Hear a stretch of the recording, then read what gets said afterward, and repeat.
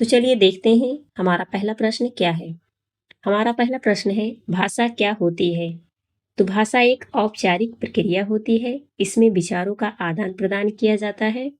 भाषा को हम दो प्रकार से व्यक्त कर सकते हैं, एक लिखित रूप में, दूसरी मौखिक रूप में। ठीक है, चलिए नेक्स्ट पर चलते हैं। नेक्स्ट है, भाषा के कितने कौशल होते हैं? तो भाषा के 4 प्रकार के कौशल होते हैं, सुनना, बोलना, पढ़ना, लिखना। फिर नेक्स्ट है, बच्चे की प्रथम भाषा कौन सी होती है? तो उत्तर हो जाएगा मातृभाषा। नेक्स्ट है, भाषा अधिगम। अधिगम का मतलब सीखना का प्रथम माध्यम क्या होता है? तो श्रवण। श्रवण का मतलब सुनना। फिर नेक्स्ट है, हिंदी भाषा शिक्षण का क्या उद्देश्य है? तो संचार कौशल का विकास करना। नेक्स्ट है, फिर भाषा सीखने की श्रेष्ठ विधि क्या होती है? तो उत्तर हो जाएगा वाद विवाद करना। बच्चा जितना आपस में बातचीत करेगा उतनी ही ज्यादा उसकी भाषा श्रेष्ठ होगी। नेक्स्ट है, भाषा अधिगम का प्रथम माध्यम क्या होता है? तो उत्तर हो जाएगा श्रवण कौशल। व्याकरण सिखाने की सर्वश्रेष्ठ विधि क्या होती है?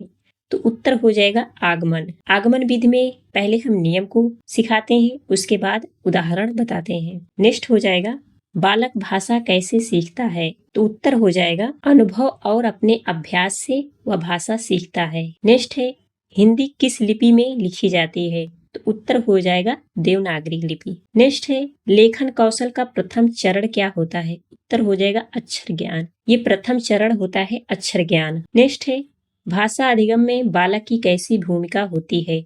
तो उत्तर हो जाएगा सक्रिय भूमिका होती है भाषा अधिगम में। नेक्स्ट है, बालक सबसे पहले कैसे भाषा सीखता है? तो भाषा कैसे सीखता है बालक सबसे पहले? तो सुनकर। नेक्स्ट है, वाचन का क्या अर्थ होता है? तो वाचन का अर्थ होता है सार्थक रूप में पढ़ना। नेक्स्ट है, सुनना और बोलना कौन सा कौशल होता है? तो यह मौखिक कौशल होता है। अगला है, पढ़ना और लिखना कौन सा कौशल होता है? तो उत्तर हो जाएगा लिखित कौशल। नेक्स्ट है, भाषा की मूल इकाई क्या होती है?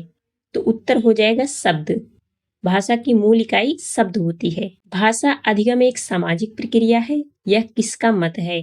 तो लेव वाइगोस्की ने कहा था कि भाषा अधिगम की एक सामाजिक प्रक्रिया है। हमारा नेक्स्ट हो जाएगा, बालक के भाषा में एलईडी, इसका मतलब लैंग्वेज एक्विजिशन डिवाइस की अवधारणा किसने दी है? तो नोम चॉम्स्की ने दी है।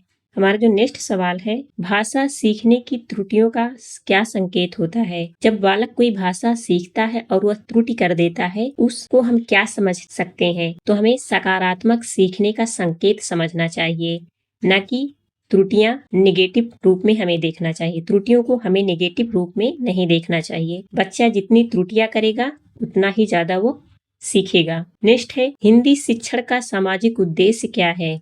तो उत्तर हो जाएगा राष्ट्रभाषा के रूप में हिंदी का प्रसार प्रचार करना। नेक्स्ट है, बालक पहले सुनता है फिर बोलता है, यह सिद्धांत का उदाहरण है? तो प्राकृतिक क्रम का सिद्धांत है ये। नेक्स्ट है, भाषा शिक्षण में रचनात्मकता विकसित करने की सर्वोत्तम विधि कौन सी होती है? तो उत्तर हो जाएगा परियोजना विधि। फिर नेक्स्ट है, भाषा कौशल में कौन सी कौशल सर्वाधिक जटिल होती है? तो जो हमारा उत्तर हो जाएगा लेखन कौशल। ये भाषा कौशल में सबसे जटिल प्रक्रिया होती है। भाषा शिक्षण का स्वाभाविक क्रम क्या होता है? तो जो हमारा उत्तर हो जाएगा श्रवण वाचन और लेखन व्याकरण। ये भाषा शिक्षण का स्वाभाविक क्रम होता है। नेक्स्ट है, बालक की अपनी ही शिक्षण होनी चाहिए, यह किसका मत है? गांधी जी का। नेक्स्ट है, व्याकरण शिक्षण में नियम अपवाद पर आधारित है, यह नियम निगमन विधि पर आधारित है। नियम अपवाद। अगला सवाल है, भाषा में विचार पहले आता है, यह किसने कहा? किसने कहा कि भाषा में पहले विचार आता है फिर भाषा आती है? तो विचार पहले आता है, ये जीन पियाजे ने कहा है। इन्होंने 4 प्रकार के अवस्थाओं को बताया है, जिसमें संवेदी अवस्था और पूर्व संक्रियात्मक अवस्था, मूर्त संक्रियात्मक अवस्था और अमूर्त संक्रियात्मक अवस्था। ये भी आप याद रखना। भाषा पहले आती है, यह विचार किसका है? तो लेव वाइगोस्की का है। ये सामाजिक संज्ञानात्मक विकास पर जोर देते हैं, लेव वाइगोस्की। सीखने में +1 का मतलब क्या होता है? तो +1 का मतलब होता है कि सीखने में एक कदम आगे। अगला है, मातृभाषा दिवस कब मनाया जाता है? तो ये 14 फरवरी को मनाया जाता है। मोस्ट इंपॉर्टेंट है फ्रेंड्स। हिंदी दिवस कब मनाया जाता है? तो यह 14 सितंबर को मनाया जाता है। हिंदी दिवस कब मनाया जाता है? विश्व हिंदी दिवस तो 10 जनवरी को। ये 14 सितंबर 1949। ठीक है दोस्तों, आप इसे भी याद रखना। भाषा का प्राथमिक रूप क्या होता है? तो मौखिक रूप होता है। नेक्स्ट है, देवनागरी लिपि का विकास कैसे हुआ? तो ब्राह्मणी लिपि से देवनागरी लिपि का विकास हुआ है। हिंदी का प्रथम सम्मेलन कहाँ हुआ? तो यह नागपुर में हुआ है। पृथ्वी रासो किस काल की रचना है? तो यह आदिकाल की रचना है। पृथ्वी रासो की एक रचना है चंद्रवरदायी। आप ये इसे भी याद रखना, मोस्ट इंपॉर्टेंट है फ्रेंड्स, कई बार एग्जाम में पूछा जा चुका है। कबीर की रचनाओं का संकलन किसने किया? तो धर्मदास ने किया है। इनके संकलन, जिनकी रचनाएं थी, इनका संकलन धर्मदास ने किया है। नेक्स्ट है, मगहर का संबंध किस कवि का है? तो कबीरदास जी का। अगला है, एक भारतीय आत्मा के रूप में कौन कवि प्रसिद्ध है? माखनलाल चतुर्वेदी। नेक्स्ट है, प्रेम सागर की रचना किसने की? लल्लू लाल ने। अगला है, भावात्मक संज्ञा के अंतर्गत आते हैं गुण और दोष। नेक्स्ट है, चंद्रायन के रचयिता कौन है? तो हमारा जो उत्तर हो जाएगा मुल्ला दाऊद। मृगावती के रचनाकार कौन है? कुतुबन। नेक्स्ट है, हिंदी प्रतीप के संपादक कौन है? Balkrishna Bhatt. Very very most important. बीजक की रचना किसने की है? तो कबीर दास जी ने। नेक्स्ट है, अमृतलाल नागर के किस उपन्यास को गोस्वामी तुलसीदास की जीवनी को आधार बनाया गया है? तो उत्तर हो जाएगा मानस का हंस। नेक्स्ट है, प्रथम तार सप्तक का संपादन वर्ष क्या है? तो 1943। कौन थे? तो अज्ञे जी, सचिदानंद हीरानंद वात्स्ययन अज्ञे। नेक्स्ट है, वह तोड़ती पत्थर देखा मैंने उसे इलाहाबाद के पथ पर। उपरोक्त पंक्तियां किसकी है? तो सूर्यकांत त्रिपाठी निराला जी की है। हमारा नेक्स्ट सवाल है, आदिकाल की पहेलियां लिखे जाने वाले कवि कौन है? तो जो आदिकाल की पहेलियां लिखते थे, ये अमीर खुसरो जी हैं। बहुत ही इंपॉर्टेंट प्रश्न है ये, कई बार परीक्षा में पूछा जा चुका है। केसो कहीं न जाए का कहिए, ये पंक्तियां किसकी हैं? तुलसीदास जी की हैं। रामचरितमानस की किसने लिखा है? तो तुलसीदास जी ने लिखा है। ये किस भाषा में है? तो अवधी भाषा में है। वेरी वेरी मोस्ट इंपॉर्टेंट प्रश्न है, याद रखना दोस्तों, आपसे परीक्षा में पूछ सकता है। चलिए दोस्तों, नेक्स्ट पर देखते हैं, रामचरितमानस कांड का सही क्रम क्या है? तो सबसे पहले बाल कांड, फिर अयोध्या कांड, फिर सुंदर कांड, फिर लंका कांड। चलिए अगला देखते हैं कि हमारा अगला सवाल क्या है। अगला सवाल है, पशुता किस संज्ञा का उदाहरण है? तो जो पशुता संज्ञा है, ये किसका उदाहरण है? ये भाववाचक संज्ञा है। ठीक है दोस्तों, नेक्स्ट देखते हैं, कवि शब्द में कौन सी संज्ञा होती है? तो जातिवाचक संज्ञा होती है। अगला है, हमें सफलता मिलने तक प्रयोग करना चाहिए। इस वाक्य में तक, तक क्या है? ये यहाँ पे जो तक है, ये क्या है? तो ये एक अव्यय है। ठीक है दोस्तों, यहाँ पे जो तक प्रयास करना चाहिए, ये तक अव्यय है। हमारा नेक्स्ट सवाल है, नारी तुम केवल श्रद्धा हो, इस महाकाव्य की पंक्तियां हैं किसकी है? तो कामयानी से लिया गया है। ये जयशंकर प्रसाद जी की है। नारी तुम केवल श्रद्धा हो, वेरी इंपॉर्टेंट प्रश्न है। नेक्स्ट है, प्रेमचंद जी का अधूरा उपन्यास कौन सा है? तो अधूरा जो उपन्यास है मंगलसूत्र, इसको पूरा किसने किया था? तो इनके पुत्र प्रेमचंद जी के जो पुत्र है अमृत राय। ठीक है दोस्तों, अगला देखते हैं, पुष्प की अभिलाषा किसकी रचना है? तो माखनलाल चतुर्वेदी जी की। नेक्स्ट है, मैं नीर भरी दुख की बदली किसकी पंक्तियां हैं? तो महादेवी वर्मा जी की। अगला है फ्रेंड्स, ये 12 बरस लो कुकुर जीवे और 13 लो जीवे सियार। फ्रेंड्स, ये यूपी टेट की परीक्षा में पूछा गया था एक बार, मोस्ट इंपॉर्टेंट है, याद रखना फ्रेंड्स। इसके जो ये किसकी पंक्तियां हैं? तो ये जगनिक की है। 12 बरस लो कुकुर जीवे और 13 लो जिए सियार। ठीक है दोस्तों, नेक्स्ट देखते हैं। नेक्स्ट है कि ग्रहात्मक कौशल कौन से होते हैं? यानी कि ऐसे कौशल जिसे हम ग्रहण कर सकते हैं।